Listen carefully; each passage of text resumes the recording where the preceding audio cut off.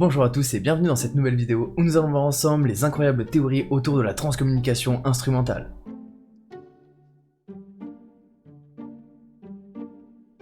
La transcommunication mentale est généralement attribuée aux médiums qui arrivent à communiquer avec les morts par exemple. La transcommunication instrumentale est attribuée aux phénomènes que l'on arrive à enregistrer grâce à du matériel tel que les phénomènes PVE par exemple.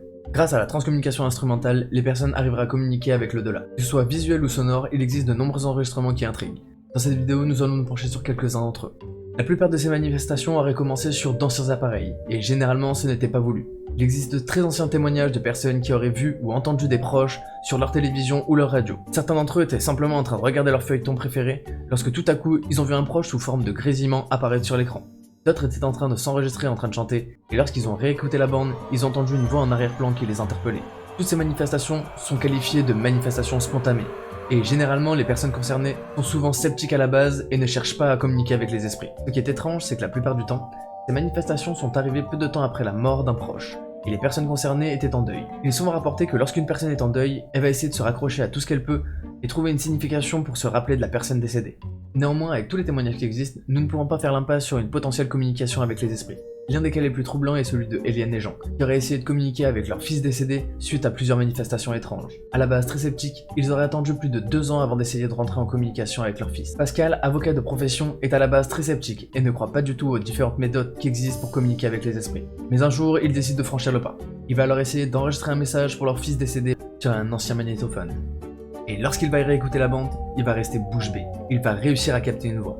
La mère ira même jusqu'à certifier qu'il s'agit bien de la voix de son fils décédé quelques années auparavant. Pour elle, lorsque l'on repasse la bande, on entend clairement son fils dire « Je suis là ». Toi mon chou, toi mon Pascal. Je suis là, Toi mon chou, toi mon Pascal. je suis là. Après cet événement, le père va rester quand même très sceptique et réessayera à plusieurs reprises de capter de nouveaux phénomènes. Et en très peu de temps, ils arriveront à enregistrer de nouveaux autres événements très étranges.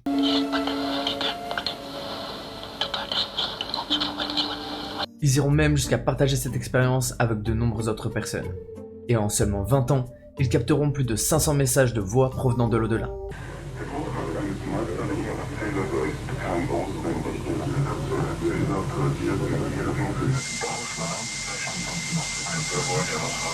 Mais alors pourquoi se manifestait-il et qui se manifestait réellement? Des spécialistes vont essayer de se pencher dessus pour savoir s'il s'agit réellement de personnes décédées.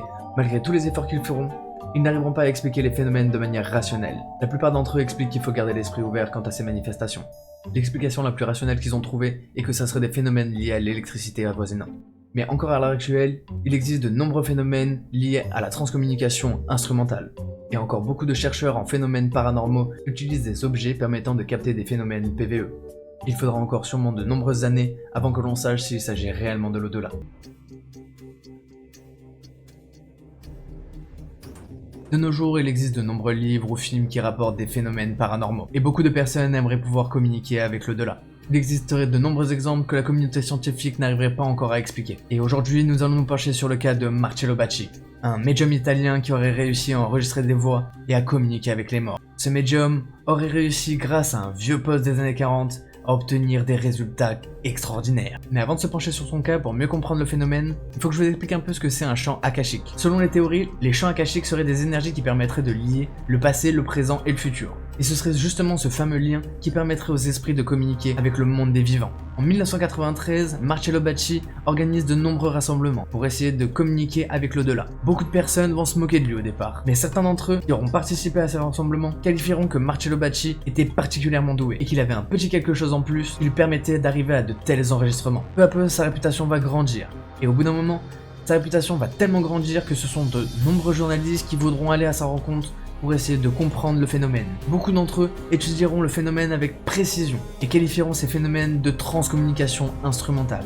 La plupart d'entre eux rapportent qu'ils étaient très sceptiques à la base et pensaient qu'il s'agissait d'une supercherie, mais tous en ressortiront complètement troublés. Les rapports de ces groupes expliquent que généralement, il ne se passait rien pendant plus d'1 heure. Ils entendaient seulement un espèce de grésillement ou des ondes radio, et au bout d'environ 1 heure, la radio se mettait à grésiller d'une manière différente et non habituelle. Ce serait à ce moment-là que des voix avec une tessiture très inhabituelle pourraient être entendues. Marcello Bacci ainsi que d'autres personnes qui étaient réunies dans ces groupes vont alors réussir à communiquer avec les morts à l'aide de ce poste radio des années 40.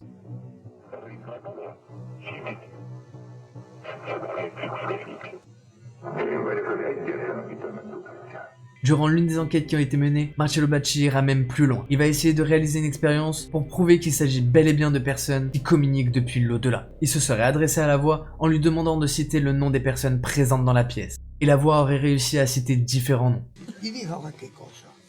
Köszönöm, hogy jöttetek. Kérlek, mondjátok, hogy hányan vagytok. Mais Marcello Bacci serait même allé encore plus loin. Il aurait demandé à la voix de s'adresser à lui directement dans sa langue, sans préciser qu'il s'agissait du hongrois. Et les voix se seraient adressées à Ervin en hongrois. C'est ce phénomène qui sera considéré comme le plus extraordinaire. Pour les scientifiques présents, ils n'arriveront à donner aucune explication rationnelle à ce qui vient de se passer. Nem akadályoz. Köszönöm, hogy beszélnek velem.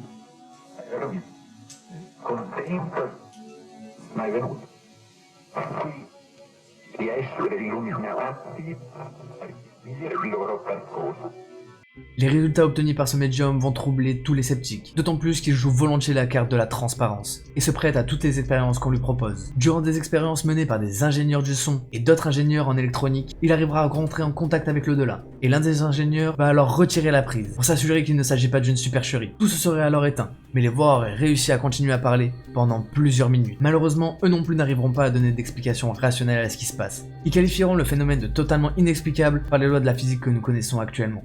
De nombreuses personnes auront même décortiqué son dispositif, afin de s'assurer qu'il ne puisse pas s'agir d'une supercherie. Et non seulement ils ne trouveront pas de réponse, mais n'arriveront pas à prouver qu'il s'agit d'une supercherie. Quoi qu'il arrive, Marcello Bacci a continué son activité pendant plus de 60 ans. 60 ans durant lesquels il serait rentré avec de nombreuses personnes depuis l'au-delà. Et aujourd'hui, malheureusement, Marcello Bacci a arrêté la transcommunication. Personne n'a réussi à déterminer comment il faisait, et personne n'a réussi à reproduire ce qu'il faisait. Son mystère reste donc irrésolu, et pour toutes les personnes qui ont croisé son chemin, il restera une vaste énigme.